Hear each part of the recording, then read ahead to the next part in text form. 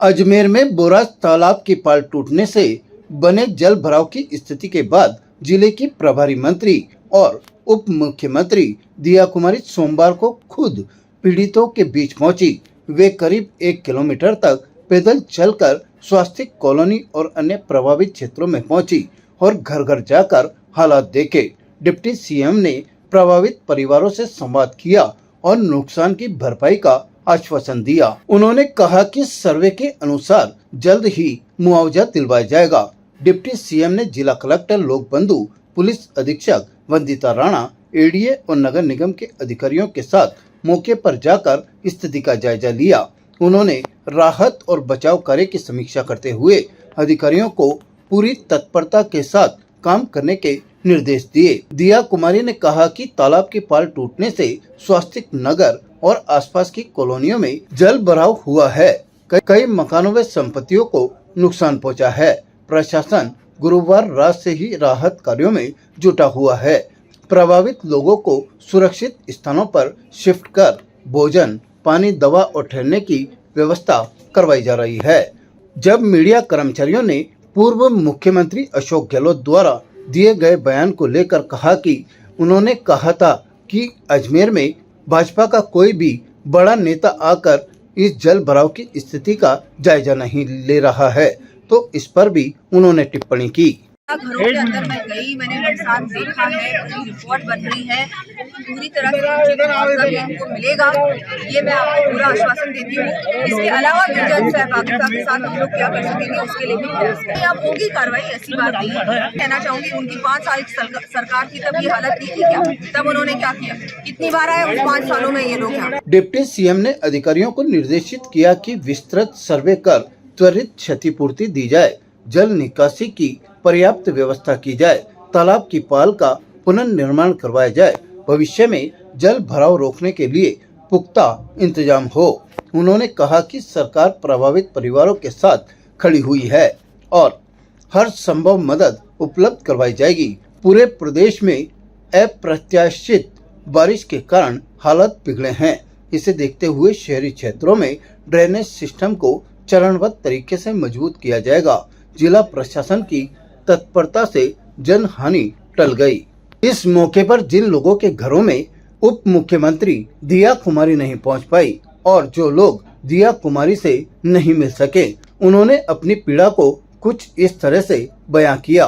उन्होंने कहा कि प्रशासनिक अधिकारियों और पुलिस के कर्मचारियों ने उन्हें डिप्टी सीएम तक पहुंचने ही नहीं दिया। इस बात को लेकर क्षेत्र के लोगों ने नाराजगी भी जाहिर की। 2.5 लाख नगद गए, 2 तोला गोल्ड गया, सब फर्नीचर वगैरह सब टूट गए, सोफा टूट गए, फ्रिज टूट गए, कूलर वगैरह सब कुछ बहुत नुकसान हो गया। लैपटॉप बह गया पानी में, बहुत नुकसान हो गया। तो मैडम ने कहा हमारी भरपाई करवाओ, नहीं मिली। क्या पता मिलने नहीं दे रहे हैं, तो आप ही आके मैडम से मिलाओ, हमारे घर में कुछ करवाओ, बहुत नुकसान हो गया। मैम आए, जो जितने भी उनके आसपास लोग थे उन लोगों ने हम लोगों को मिलने ही नहीं दिया, बिल्कुल भी दूर हटा दिया। कोई सुनने ही नहीं दे रहा उनको। वो तो बेचारी खुद अपनी तरफ से कोऑपरेट कर रही है, बट उनके पास कोई आने ही नहीं दे रहा है। हमारी प्रॉब्लम सुनने नहीं दे रहा उनको हमारे पास से।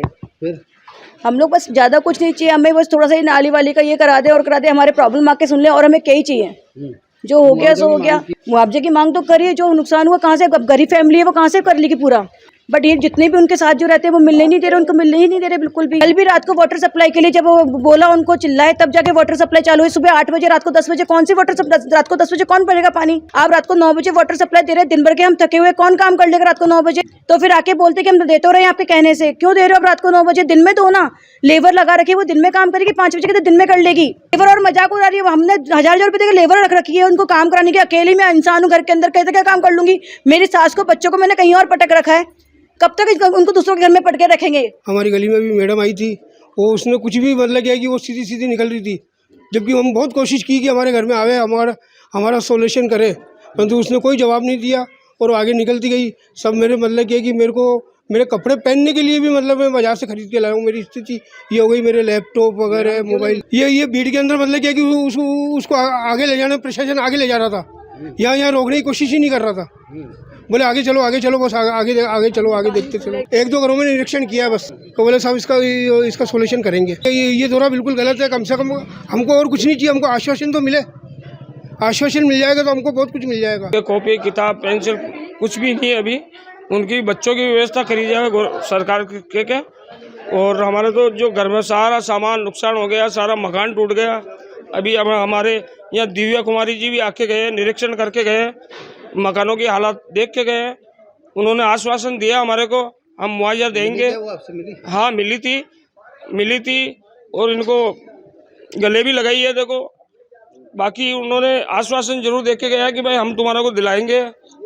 और बाकी जो नुकसान तो हमारा काफ़ी हुआ, सरकार से यही मांग करते हैं, जैसे किराएदार बेचारे आज वो इधर उधर रोडों पे भटक रहे हैं और खाने पीने का और राशन भी नहीं है हमारे पास किसी के पास, तो ऐसी कुछ सुविधा करवावे। अब आज 3-4 दिन हो गए साहब, सोने करने की सारी व्यवस्था ही इधर उधर, कोई कहाँ सो रहा है, कोई कहाँ रह रहा है, कोई बच्चा कहाँ है, कोई बाप कहाँ है, ऐसी स्थितियाँ बनी हुई है सर। इस अवसर पर देवनारायण बोर्ड के अध्यक्ष ओम प्रकाश भड़ाना, नगर निगम की महापौर ब्रजलता हड़ा, शहर भाजपा अध्यक्ष रमेश सोनी, उप महापौर नीरज जैन, एडीए आयुक्त नित्या के, नगर निगम आयुक्त देशल दान, एसडीएम गरिमा नरूला सहित जन प्रतिनिधि और प्रशासनिक अधिकारी मौजूद रहे। ताज़ा खबरों के लिए देखते रहें सरेराह न्यूज। अपना फोन उठाएं और सब्सक्राइब करना ना भूलें।